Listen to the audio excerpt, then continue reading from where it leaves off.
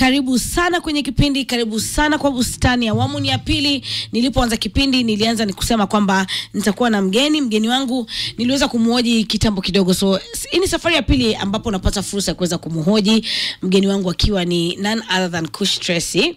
Niliweza kumtambulisha kama mwimbaji, akaniambia girl, hizo kazi sifanyi tena. Kush Tracy, karibu sana. Thank you so much. How are you? Aki, I've been good. It's been a minute since nikuje huku. I know. Umeona tumeendelea?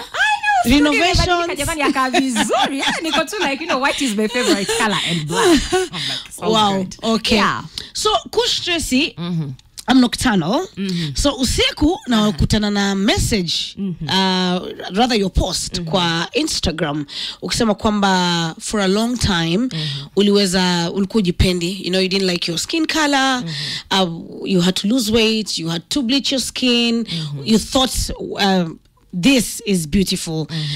Ukasema tu no. With time you realize ukasema no. Sidhani kama nataka kuwa mweupe tena. Ukaanza kuji-unbleach. So tell us your journey kutoka hii period, kwa nini ulitaka kujibleach na kwa nini ulitaka kuji-unbleach? Ulitaka ku-undo. I just say we say my body unbleaching my skin. I'm like, I've never looked at it like that. Tuseme undo. Undo. But what didn't make sense? It's like unbleaching your skin. You know, you bleach, then you unbleach. Yeah. But I'm not sure whether it's a word in the dictionary. I know, right? But you know, as artists, we are allowed to come up with words as long as they make sense. So we're good. Yeah. So let's talk about unbleaching my skin. So the whole point was I started bleaching in 2017. Why? And I think it was very experimental, and I don't know why. I don't know why I was that foolish, and I thought, Kiswahili kitukuze. Sijui mbona nilikuwa na upuzi. Naweza sema upuzi. Upuzi si ni foolishness kwa Kiswahili. Okay, sawa. Sijui mbona nilikuwa na upuzi, lakini in my mind nilikuwa nasema I was too dark. Then I was like, you know, my skin complexion is not the same. Then again, nilikuwa na marafiki ambao walikuwa mabinti ambao pia wanaji bleach. Okay. So pia unaona ukiwa around watu wenye unashindanga nao and they're doing this, definitely watakuwa like, baby wacha nikupeleke kwa nani, mama wangu wa mikorogo. Kwa hiyo products hazinaga majina kwa sababu ni vitu mingi wewe mwenyewe hata ukiuliza ujui nini wajipaka. But tunajua kidogo yafanya melanin inachakuwa produced na skin yako inaanza kukua yellow. So I think association ilikuwa ya marafiki pia walikuwa very influential to the decisions I was making. As much as I was an individual, but there's power of influence. Kwanza, they say you're a sum total of the 5 people you surround yourself with. Exactly. So if you have bleaching people, my dear, you'll be the 5th bleacher in the group. Yeah.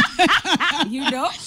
So, and so I think were you the 5th? I don't think I was the 5th, but I think I was just around people who were doing it. Now, for me, kuingeli kwanga like from when I just got like, you see the way I'm looking right now, even guys are telling me I'm more beautiful. So kidogo, I think I was sucked into that. Na kidogo nikapata pia mimi nikuacha ninwe mikorogo, acha nifanye nini. And the most interesting thing, the first time nilikuwa mikorogo ilikuwa almost 40,000. No. And sasa nimezipack ziko kwa gari, nimedadunda Westlands. Wewe wacha, kuna ya kupaka vidole, kuna ya kupaka sijui miguu, kuna ya kupaka, yani kuna ya uso, kuna ya usiku, kuna ya mchana. It's a whole thing, shebang. But so ukipiga safari usahau. Sasa wacha na safari. Uko na emergency. I think Mungu alianza kunena mapema, lakini nilijifanya mshenzi. Nimespend 40,000, nimezipack ziko kwa gari, nimedadunda usiku. So unanunua wapi? Si unajua Nairobi kuna area mingi sana. Pale Ribarodi ukienda downtown unajua kuna mambo huko. Sisili? Hata wanakwanga kwa barabara. No. Sisili, but I think Sisili zipo. I don't know. Siko sure but najua Nairobi. Nairobi hata watu ukipita kwa barabara hivi utasikia madam kuja mafuta nini, it happens. And I think ni kitu yenye hakuna haja ya kuficha kwa sababu anyone who goes right now and apige tu round huko, yeye mwenyewe atajishuhudia. Hata there are so many exposes on YouTube, so YouTube is also a good tool ya kuona vitu mingi. Inaitwaje? So nimenunua ziko kwenye begi. Nimeweka begi kwenye gari, nimeenda dunda usiku. Mimi nilikuwa yote napiga sherehe na tukasherehe kitu kama unajua 6-7 asubuhi ndio time yenyewe naenda nyumbani. So place nilikuwa nimepark, unajua kuna watu wanavunjanga gari, wanaiba wakiangalia vitu ziko kwa gari, and that time it was very rampant. So nimenunua mafuta jana, ziko kwa begi zangu zikaibiwa, everything in the car was stolen. So pia zikaenda. So niko hiyo 40 imeenda hivyo. But then I was foolish, nikaenda tena kununua nini mafuta zingine kwa sababu hata kazi imeibiwa. Yes, lakini ulikuwa hujaanza bado. Si kwa nimeanza, si nimenunua sasa package ya kwanza. Okay.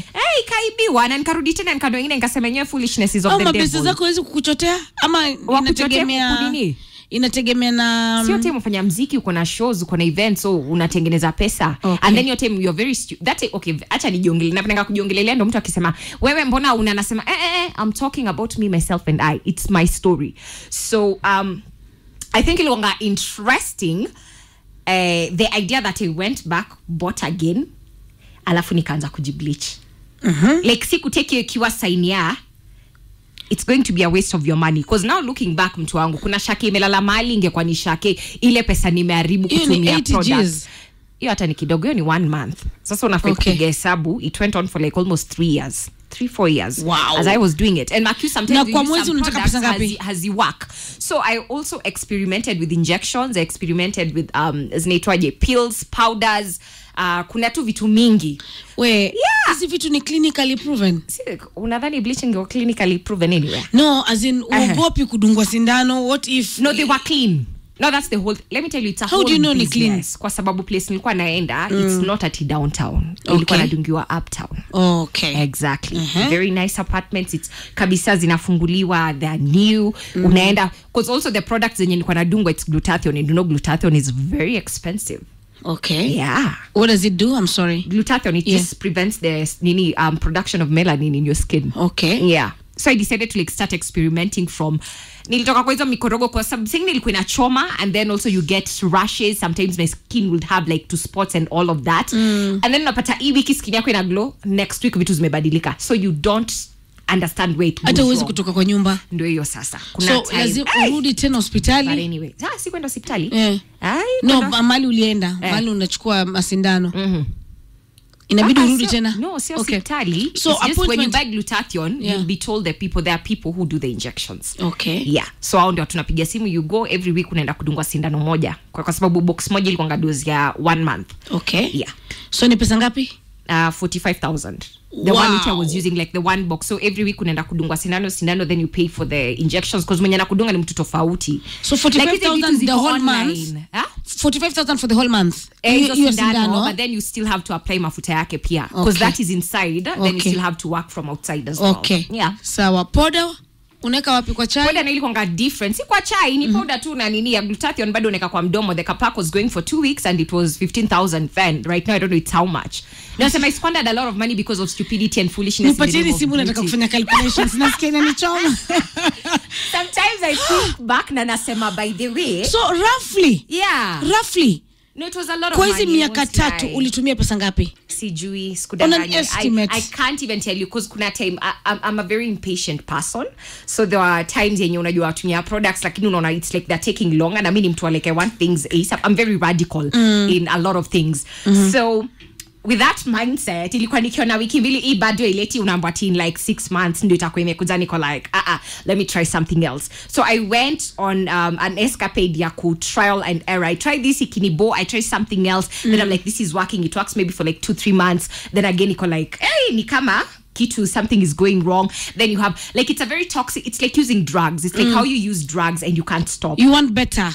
Yes, you want more. It's like, another high. Ukipata hii uko like, no, I want my skin to look like a baby skin. Then you go, it's other products, it's expensive. No, I want my what to look like what. So it's like you're chasing a standard of beauty in your head that sometimes it's unattainable. Vanity, perhaps? Exactly. It's a lot of vanity. It's a lot of vanity. And it's so interesting, you know, at that time, I used to see like some dark-skinned girls. Na nilikuwa wanaka vizuri. I'm like, hey, melanini yake inaka vizuri. Sasa nishajibleach. But then sasa nashanga, then what is the problem? Because if I'm looking at our wasichana ambao bado ni dark skin, na naona ni warembo, mimi nimejibleach na nilikuwa hiyo complexion, na sasa inaanza kusema what was the point, kwa sababu unajua. So nikakam kurealize mindset zetu zina issues mingi sana, and unless we deal with the main issues, we'll be doing things and chasing things ambazo tutadhani hizi ndio vitu ambazo tunahitaji kwa maisha. They'll make me feel better. They'll make me have validation, they'll make me more beautiful, they'll make me be that girl, but the reality is we are trying to run away from something. And for me it was just emptiness, you know, brokenness. So for you, turning point yako ilikuwa ni gani? Ni kwa sababu you had wasted a lot of money, ama ni nini ambacho kilikufanya ukasema tu, you know what, I'm not doing this thing anymore? Well, aside from the money side of it, that was not even the whole thing. Like, in all honesty, I was like, I can still keep on doing this if I want to. But then nikaanza kusema, what's the point? Then again, I know life yangu imekuwa na a lot of transitions. Unajua nilianza kama msanii wa secular. I was doing well on that side. I was a ratchet human being. The things I was promoting were like, in all honesty, I wouldn't want my daughter to look up to someone like me, that version. You get? So I started asking myself the right question. I was like, Kush, Tracey, hizi vitu zote unafanya ni vitu ambazo zinafurahisha watu in the name of social media. But if you died today, hakuna mtu ambaye atakukumbuka or they are going to care about what you're doing because you stood for nothing meaningful. Now the only thing ulikuwa unafanya, it's more of entertainment na kufurahisha watu, sio? But the reality is, who are you outside the, yani ile time hakuna kamera, ile time hakuna watu wanakupigia makofi ama wanakuambia mimi ni fan wako.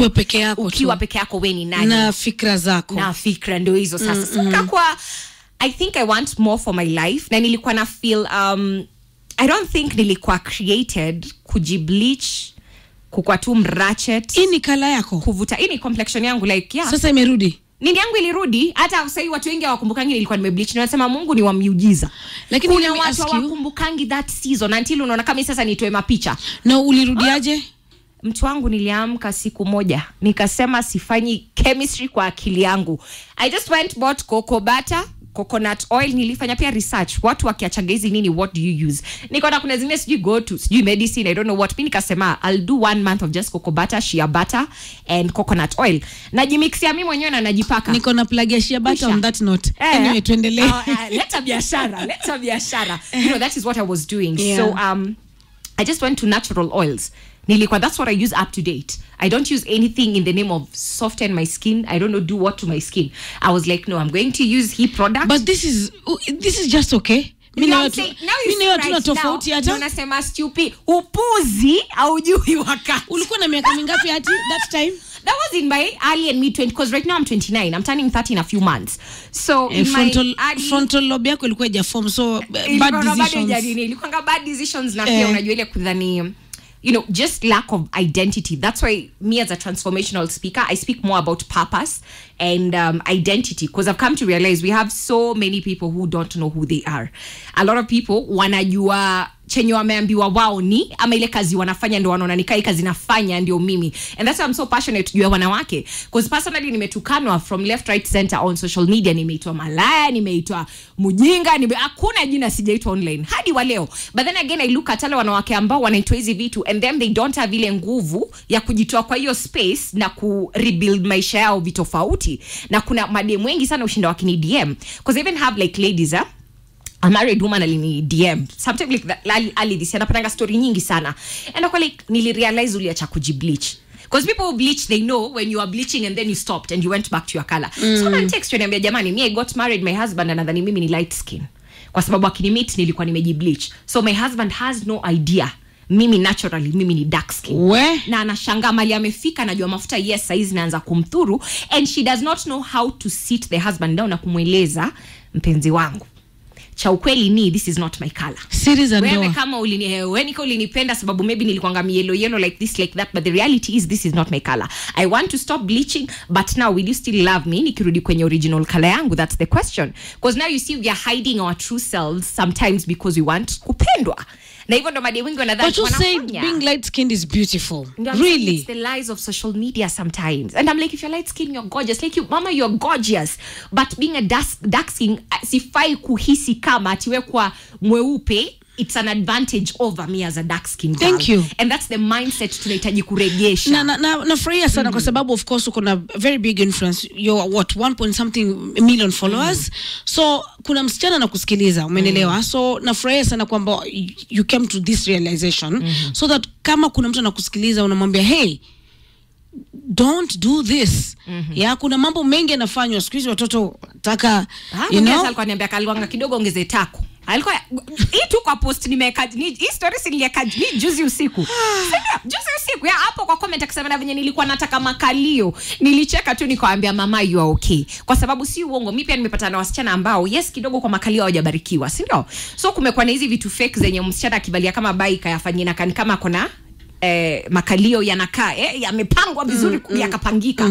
But niko kama ujipendi vile ambavyo uko, utafanya watu wengine wakupende kwa sababu ya vitu ambavyo umenunua ukavalia, but this is not the real you, you know. And I want women to get kwa ile mahali ambapo it does not matter what size I am. Me without my flat tummy and my 2-pack, my 1-pack, my 6-pack ama my whatever pack niko nayo, bado mimi ni mrembo vile, unajua. Na saa nyingine nasema kama kuna marafiki ambao kila saa wanashinda wakiput down kwa sababu ya vile ambavyo unakaa, sababu ukai according to beauty standards. Sai tuna filters mingi social media. And me I thank even the friends that I have, because wengi waliniambia Kush, you're even beautiful in person than hata time ukiweka filters na umeeditiwa kwa social media. And that is power, meaning you should be very careful about ale marafiki unakubali. Because kama rafiki zako anashindwa akikwambia lazima utumie filter ndio ukae mrembo, then au si rafiki zako.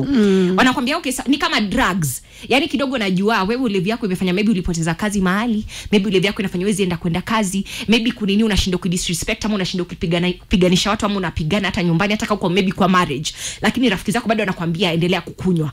Yet wanajua ukikunywa, the person that you are, it's not someone to be proud of, but they're still clapping for you and pushing you to keep on doing it. Na mimi usemanga hivi, mtu yote anataka kubleach skin yake, tafadhali mama, bleach. Wanaume pia wana bleach. Ukitaka kubleach, bleach kabisa, bleach, tafuta fanya whatever unataka, eat your body. But kwangu mimi naelewa with the influence ile kidogo Mungu amenipatia. Siku moja atakuja kuniuliza nilikupatia influence, ulifanya nayo nini? Ulifanya nayo nini? Okay. After nilikuonyesha ukweli, ulifanya nayo nini? So mimi naongelelea wale wasichana, kwa wasichana wengi wanashinda wakini DM wakiniuliza uliachaje kubleach. Mimi najaribu lakini naacha wiki moja narudi pale pale. Na nikwambia it's an addiction. Na lazima wako nyo mindset. Ujikubali ile design ya hata nikikwa mda. Ngozi yako iliweza kuharibika at some point mpaka unajuta kabisa why you did it. Sidhani naweza sema in the 3 years, that extreme. Yeah. No. Okay. But there's a time nilikuanga na dark circles. All of a sudden niliamka tu siku moja nikapata around my eyes I have like dark circles. Then I had a very green vein imetokea side moja ya macho. It got to a place kwanga hata natoka sana nyumbani nikiwa kama sijapaka makeup, nilikuwa na feel very insecure. So there was that. Then there was a season Jua pia niliwanga siwezi enda hata ukienda Mombasa, mtu wangu nikali huko kwenye vivuli, napenda kuogelea lakini ungenipata ndani ya maji. Kwa sababu skin inasikia kama karatasi, nasikia nikana raruka. No. Sababu acha nikwambie hizi vitu zote ziko online. Vitu kama ni varicose veins nimekuwa nazo, nilikuanga na veins za green kwenye miguu. Mimi sikudanganyi nikisema Mungu aweza kurestore vile ulikuwa. Mimi siku hizi najiangalia hivi, nakumbuka vile ambavyo skin yangu ilikuwa naangalia hivi, naona mpaka veins. Naona veins zangu za red, naona veins zangu za green. Na sasa nikijiangalia nakaa ni kama sijawahi jibleach. Maka lazima niangalie picha zangu niko like, hey! Enyewe. Nini Mungu hawezifanya? Yeah. Okay. So ulikuwa nimekatiza samani, why amka na it was really messy, ukazungumzia kuhusu dark circles, veins around you. Ilikuwa ni seasonal. Si ati kila kitu kilikuwa kinafanyika the same time, but online ndo nimeona kuna kama hizo mimi sikupata, but of course nilikuwa na stretch marks hapa kule, but eventually I think zimeenda zikiisha. So siwezi sema sahi niko exactly venye nilikuwa, kwa sababu initially sikuanga hata na spot kwa uso, but right now niko na, yani ni rahisi nipatwe na pimples, breakouts na nini. But before ni bleach, skin yangu ilikuwa kama ya mtu ya uso, ilikuwa very soft, sipatangu ina spots na nini. So those are just part of the consequences. Kila kitu mtu akifanya baadaye lazima kuna kitu tavuna. Sehemu gani ngumu zaidi ya ku bleach? Najonga mikono, wanasemanga mikono knuckles, that's why nakwambia kuna mafuta ya kupaka kwa mikono, kuna mafuta ya kupaka kwa miguu, kwa knuckles, kuna mafuta ya uso ni tofauti na ya mwili, kwa sababu mwili lazima ikuwe ni kali zaidi. Na kuna vitu za ajabu nilikuwa nasikia zingine sijui zinaekwa kama mizo siku experiment, hizo mapills sijui namboeke kwa makalio. Kuna vitu ni mingi. Na nani alikuwa anakupaka mgongo? Mafuta? Aufiki. Kuna sehemu ufiki kwa mgongo. Mimi nafika. I'm like very flexible. I'm also very flexible, my sister. Lakini unapaka hapa unajua kuna imagine ona. Unaweza pata mapato. Mgongo yote hii nimeshika hii side yote. Mimi pia nimeshika. Na hapa nimeshika, lakini kuna hapa katikati kuna mahali tu mkono ifiki. Ona. Mimi mgongo yangu yote naishika. Hakuna mtu alikuwa ananipaka mafuta. Haiwezi kuwa even. Kuna kasehemu tu ufiki. But lazima kwa unapaka mchana usiku. Places zote zinashika. Okay. Alafu sasa unajua wewe ulikuwa umesaidika na zile sindano. So ni nywe. Sasa ile ngapia season nyingine sindano. Yaani ile una move from product to product. Side effects hizi sindano zilikuwa ni zipi? Ulikuwa unasikia kutapika, kizunguzungu something? I don't think so. Sidhani kana kumka side effects zozote za unless nikae chini nifikirie sana, but sidhani kama kulikuwa na nini nilikuwa na feel. Na kama ilikuwa ni mimi ndio sikumbuki. Okay. Yeah. You know, bado na tunaenda mapumzikoni, tukirudi hesabu lazima tupige. Nipatieni simu. I need a calculator. Oh please.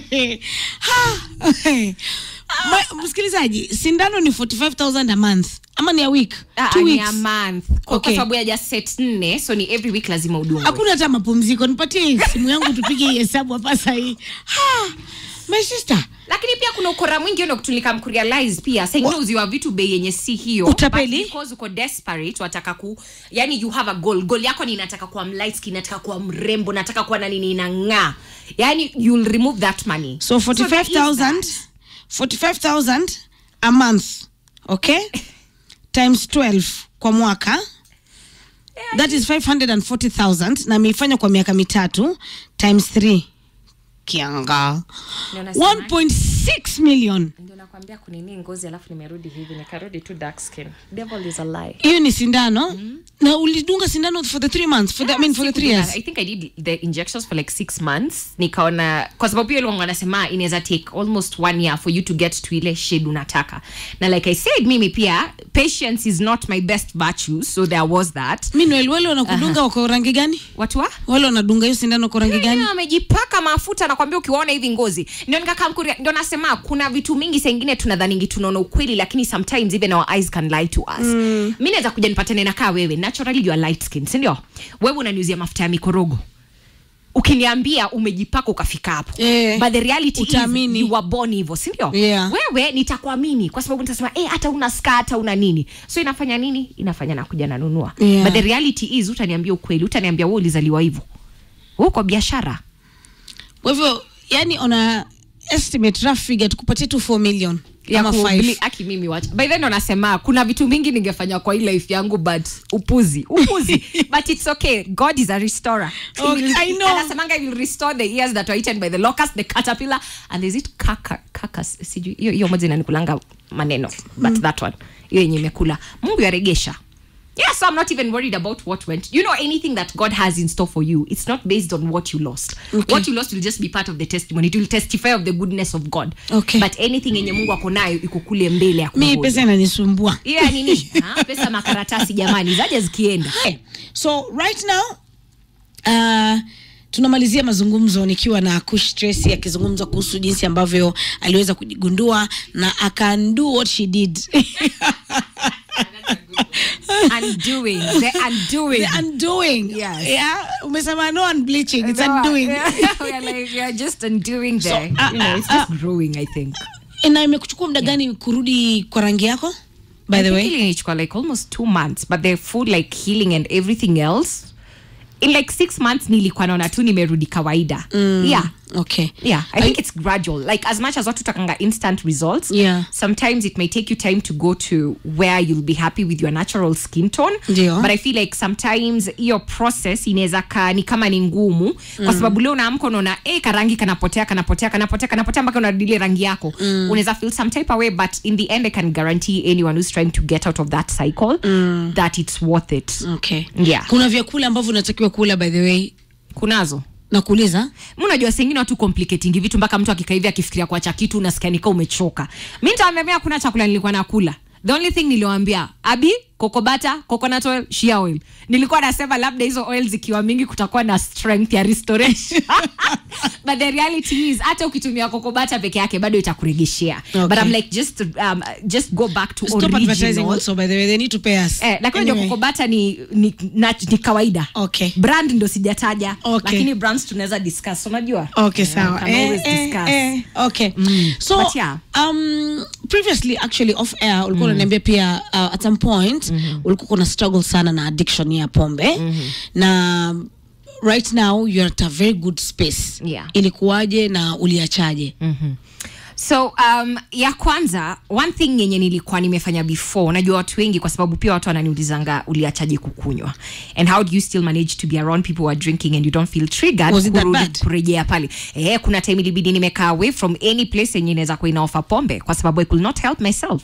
Nitaka hivi kidogo nasema sinywi lakini it's never that serious, let a glass, kwa nini kesho. I used to do that, but then again sengine nasemanga ni vizuri mtu akifika ile space ambayo wajiambie ukweli, because the worst thing unaweza fanya kama binadamu ni kujidanganya wewe mwenyewe. Unajua watu wanakudanganya lakini wewe umekubali uongo mpaka wajidanganya. Unasema mimi siko addicted, lakini kabisa ukiwa peke yako unajua hii ni kitu na struggle nayo, but you're not ready to face it. Unajua na sengine nakujanga kutokana na uoga, kwa sababu kwa sasa nikiacha then nitakuwa nafanya, that's the question. Nikiacha marafiki zangu ambao tunafanyaga nao hii kitu, then what happens? Itabidi nimetafuta marafiki wengine. And I feel like sengine watu wengi wanakanga kwa addiction. Watu wengine wamefika hata space yenye wamekuwa walevi kupindukia kwa sababu yale marafiki wako nao. Kwa sababu unaweza kwa mtu ungekuwa kunywa once a week, lakini sasa rafiki zako ni yale tupige sherehe, haitaki hasira. Hiyo design. Then what happens? Unajipata umeingia kwa cycle ambayo maybe for someone else kwao kuna hiyo gene ya ulevi. Kwa sababu sengine inakuanga it's a generational thing.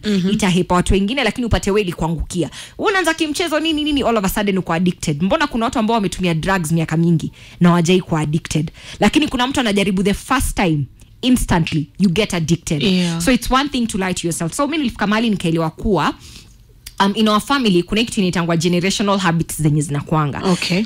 Kipande ya babangu kuna watu ambao walikuanga walevi, kipande ya mamangu pia kuna watu ambao walikuanga walevi, but then the most interesting thing ni babangu na mamangu si walevi, sijaiona wamekunywa ati wamelewa.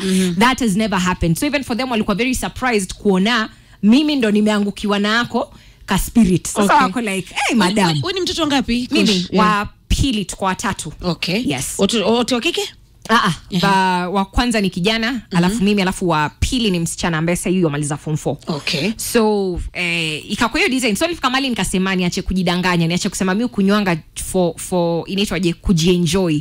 Kwa sababu that's how we mask what we are going through. Cha ukweli nilikuwa nakunywa kwa sababu nilikuwa depressed. Nilikuwa nakunywa kwa sababu nilikuwa na feel kama sikunywi then I'm not a social person. What was depressing you? I was just industry iko na vitu mingi, life iko na vitu mingi, and if I'm honest there are so many things nilikuanga nadhani, like I thought I had it together, but the reality ilikuanga sielewi what I'm doing.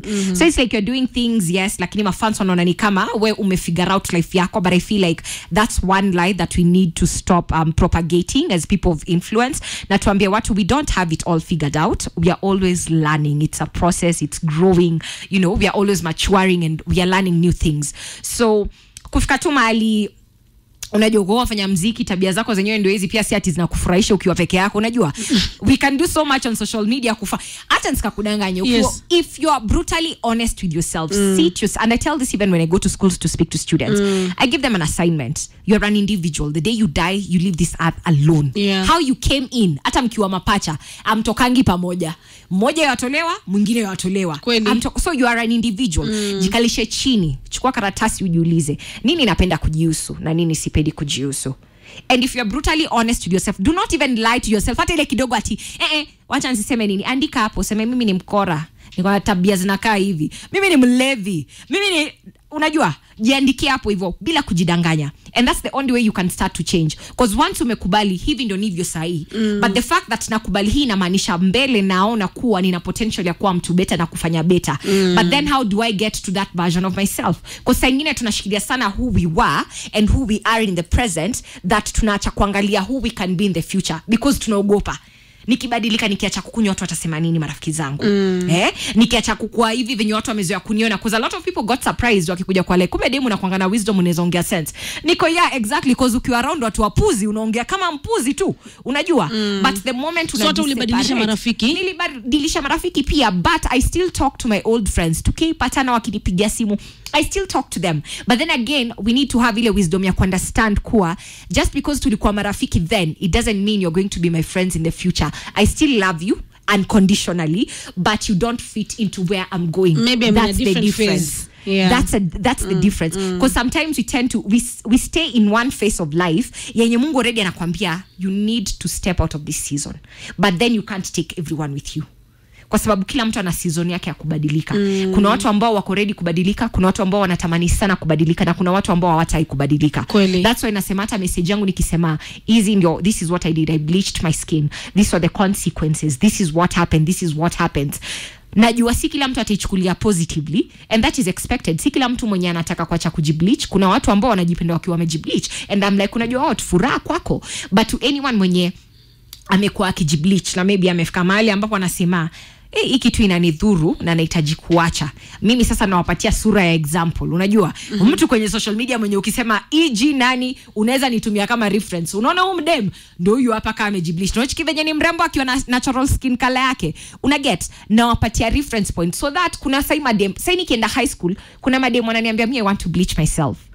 High school, mtu ako form 1, msichana yoniambia me have been told I'm so dark, so nangoja nikimaliza tu hivi form 4 nataka kwanza kubleach skin yangu, because young girls open up to me so many times. Na ukisikia kitu kama hii niko, if I never come out with this story, if I don't share this part of my life, watoto watadhani it is something that is okay to do. But then again I always say this, kama una information then you are limited when you're making decisions. So it's important, heri ni kupatia information ya ukweli bila kusugarcoat, then wewe uchague chenye unataka kufanya, kuliko nikuje nikudanganye kwa sababu mimi maybe na gain kitu, but naona nikaa nimeenda na huko ya pombe. Currently umeandika kitabu. Na iko pale Amazon. Briefly tuambie kuhusu kitabu hiki. So kitabu tumeandika wanawake 17, women from different walks of life, different levels of life, what are their leaders in their respective jurisdiction yenye wako nayo. So kila mtu anafanya vitu tofauti sana. Mi pekee ndo msanii kwa hiki kitabu, mi pekee ndo mtu wako kwa entertainment. Hawa watu wengine wote ni watu wako in corporate business and all of that. Hata mimi kwa nikiko kitabu nasemanga ni Mungu, kwa sababu mimi nilikuwa najua nitaandika maybe kitabu in like 5 years, but then again within the same year nilikuwa naambia Mungu ipo siku Mungu akafanya ni huu mwaka. So God can turn things around. So kitabu ni about leadership. So for women who are in corporate, you know, HR, wanna try to figure out how to navigate through leadership. It has women who have been working for over 30-40 years of experience wameandika. So we all have chapters in the book. So as I was writing that book, I wrote about personal leadership. I'm in chapter 5, and when I was writing about personal leadership ni kwa sababu nimekuja ku understand all of us we are leaders. It's not about where we sit, where we work. It's not about that.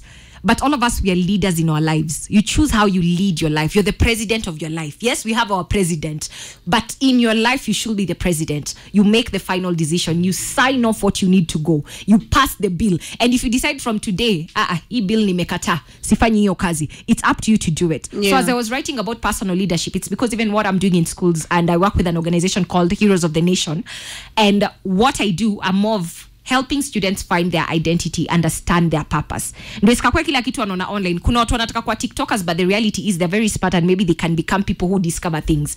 But shida ni, they don't have room to see I can think like this, because the only thing they're feeding on, it's limited. It's just this. So yeah. Turudi nyuma kidogo, wakati ambapo you are battling with addiction ya alcohol. How long was that for? That went on for long. And nilitoka high school nikiwa 17, started drinking at 18. And I stopped drinking at 27, 20. Mabe, mbogi. Mrongo mbogi ni hatari. Let me tell you. Guy. I tell people, choose your friends. Watoto 18 unatoa pido. Watoto 18. Sio campus unajua mnapatiwa pocket money. Na kwani pombe ni ngapi? Si unanunua quarter ni 140, 130 na tukishikana 75. Na ununui chesa. Sasa campus tulikuwa tunafanya hivyo, tunanunua quarter, hakuna kununua chesa, unanunua pin pops, ilikuwa ni kama 10 bob. Ama tunakuwa na mandimu, so unapiga shots ukikunywa, kwa sababu kuna time ya ku dilute tea sababu hatuna budget kubwa hivyo. We are suffering students, comrades. So tulikuwa tunataka haya haraka. But in campus ndo nilianza ku experiment, and then again I won't even lie, if I could go back in time I'd actually be serious in my studies. Like I'd actually, I honestly, if there's something I do regret, I really wasted those years. Ungesoma sana, ungetia bidii zaidi. Ningetia bidii na ningekuwa serious na shule, ningeifanya priority, because I had an opportunity but then I misused it. Ulisomea nini? Nilikuwa nafanya theater and film. I had an opportunity but then nikai misuse, kwa sababu hiyo time bado nilifanya dandia, then nikajulikana, so pia the fame got into my head, then I stopped focusing on school.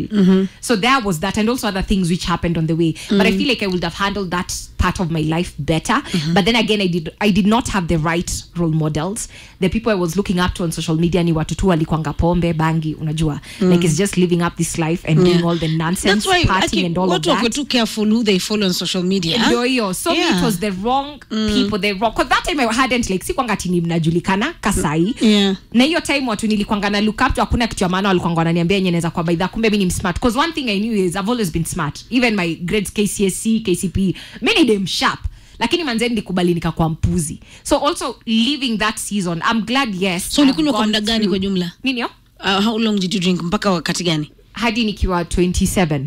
Just the other day? Yeah. So you've been sober for what? That's why I tell you, even my walk with God, kwani si nimeanza kwa serious na God 27. But then again, it's because I've built intimacy with God, and I've really intentionally, I seek to grow my mind, to change my mindset, and to mature in all ways. So saa ingine nikiongea hivi mtu anadhani kwani umetembea na Mungu miaka ngapi? Niko like cheki, hata ukiamua sai ku change, by the end of this year you can be speaking a different language. The way you move will be very different, how you think will be very different. But then what are you allowing yourself to see and to hear? Hiyo pia ina matter. Mtu kama mimi sina time ya kusikizanga vitu hazinisaidii. Niko how does this help me grow me? Doesn't matter. Swipe. You know, wow. I do not care. So all the time 24/7 I'm always consuming content that is building my mind and also building me towards the version that I want to become. So I have a goal. Na goal yangu ni you can never go back to being the mediocre Kush Tracey-Nilikuwa. I know some people wanakuanga ti jamani tulikuwa tunapenda ile Kush Tracey ya kitambo, na naambia Kush Tracey alikuanga parara. Hawezi atoshi mboga. Unajua? Alisha. Huyo alisha jamani, mkubali. Hiyo nilimzika nikaweka mpaka ile kitu ya inechango aje ya RIP, ile kitu ya box yenye nekango hapo juu. Na nikatupa maona nikasema hakuna zingine narudi kutupa hapo. She's dead and gone. Ilishaondoka hiyo. Kwa hivyo watu wakubali, we are moving forward, because there are people who want you to remain the way you are, because when you're being destructive, when you're doing the wrong things, they are happy because then they know you'll never be better than them. Kuna hiyo design. So people need to be very careful. Yeah. Napenda sana content yake, ananivutia sana, gotia sana Kush Tracey, mkamba wa Masako. I love her so much. Mimi nilinotice sana Bleach vile alikuwa anavalia pull neck sana, but I'm a very big fan. Napenda pull neck, hata si yuko ngajua ku bleach. Ni kupenda pull neck. Yeah. Phyllis kutoka Kitale, huyo dada ananifurahisha sana. Nasema asante sana. Oh my God, this girl can speak so much wisdom here. Wow, SMS ni nyingi lakini hatuwezi kuzisoma zote kwa sababu ya muda. Kush Tracey, asante sana kwa kuja, kwa muda wako. Maneno yako ya mwisho tukimalizia. And by the way, thank you for coming. Yani udem, when I'm true man. Yeah? Nilijua come on, hata mimi nimejaribu sana. Hi, what's up? Niliona story yako, si unaweza come kesho? Sawa. I'm like, whoa. I know, that's also the value of friendships. Thank you for short notice. What you stand for. Thank you. You know, there's also that. When I respect what you stand for and what you advocate for, it makes me want to be part of what you're doing. Wow. So it's not even about what Kush Tracey can do alone. But when we are here seated, speaking and having this conversation, one person can do just as much. Thank you. But when we are many, I know, right? You scatter them. Wagwan. My daughter hates when I do that. Anyway, so I think what I can say is, just find your identity, and I'm gonna reference that to Jesus Christ. In all honesty, it's just truth, way, and light. Manze ni muhimu sana. Lakini kwa wengi wenu unajua, maybe there's a lot of confusion. Unajua wataka kufanya nini? Unajua wewe ni nani? Kwa sababu dunia kwambia vitu mingi. But I just want you to know that God loves you. Anakupenda sana, na hakuna kosa ambalo umefanya ambalo hawezi kukusamea, na hakuna kitendo ama mahali ambapo uko sahi kimaisha hawezi badilisha. So as much as life inafanyikaga, me am a hope preacher. I spread hope over fear at any given day. So for me is to tell you, it's okay to change. It's okay to make a choice and kuwa mtu tofauti, kubadilisha mienendo yako, kubadilisha tabia zako. Ni sawa. Mtu asikakwambie lazima ubaki vile ambavyo uko, kwa sababu you cannot do anything else about it. But it's okay to change. Okay. Yeah. Thank you very much. Asante sana. Moja amesema I love her lakini si ni typewriter. Akini kuongea. Maneno natoka hivi. Yanaenda muda ni kidogo, mambo ni mengi. Kuja ukue mtangazaji bwana. Si nilikuja huku swingine miaka ingine ilipita hivi, nikakuja huku auditions jamani. Mkubwa, ukiwa na space ya mtu kama mimi unaweza holler a girl. Na alisema siku hizi ajiintroduce kama actress. I'm no wait, musician. Anasema I'm a transformational speaker, I'm an author, and I do content creation. But I think it depends with the day. I feel like people like us, we do so many things, so you can't really put us in a box. Thank you. But yeah.